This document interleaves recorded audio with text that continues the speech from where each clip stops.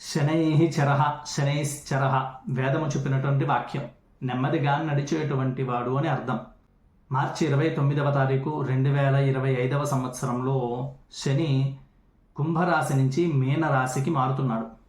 ఈ మార్పు వలన కుంభరాశికి, మీనరాశికి, మేషరాశికి ఏలినాటి శని ప్రభావం ఉంటుంది. దీని కారణంగా ఆరోగ్య సమస్యలు, చికాకులు, కోర్టు వ్యవహారాలు, అలాగే కుటుంబంలో సమస్యలు ఏర్పడతాయి. దీని తర్వాత వెనక్కి తిరిగి ఆయన ధనస్సు రాశిని 4వ దృష్టితో చూస్తాడు. కుటుంబ వాహన స్థానం అది. కాబట్టి ధనస్సు రాశి వారు జాగ్రత్తలు తీసుకోవాలి. అలాగే అష్టమ స్థానం, ఆరోగ్య స్థానం అయినటువంటి సింహాన్ని చూస్తాడు. కాబట్టి సింహరాశి వారు అనారోగ్య సమస్యలు, కుటుంబంలో అనారోగ్య సమస్యలు వచ్చేటువంటి అవకాశం ఉంది. వాళ్ళు కూడా జాగ్రత్తలు తీసుకోండి.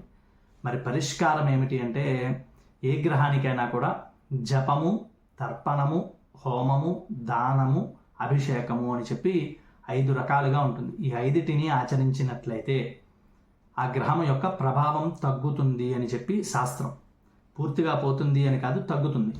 కాబట్టి ఈ కార్యక్రమం నిర్వహించుకోవాలి అని మీరు అనుకున్నట్లయితే మీ గోత్రనామాలతో నా ఫోన్ నెంబర్ మీద సంప్రదించండి. ఈ 29వ తారీఖు మన ఆలయంలో సామూహికముగా అందరితో కలిపి ఈ శనికి జప, తర్పణ, హోమ, దాన, అభిషేకం జరుపబడుతోంది. ఈ కార్యక్రమంలో పాల్గొని ఈ దోషము యొక్క ప్రభావాన్ని తగ్గించుకునే ప్రయత్నం చేయండి. శని ధర్మంలో నడిపిస్తాడు. ఈ శని గురించి ప్రత్యేకమైన ఒక వీడియోని చేసుకుందాం మనం. ఆయన యొక్క జన్మము, జనన విషయాలు, ఆయన తల్లిదండ్రుల యొక్క జీవన విషయాలు, ఇవన్నీ కూడా మనం ఒక ప్రత్యేకముగా వీడియోని చేసుకుందాం.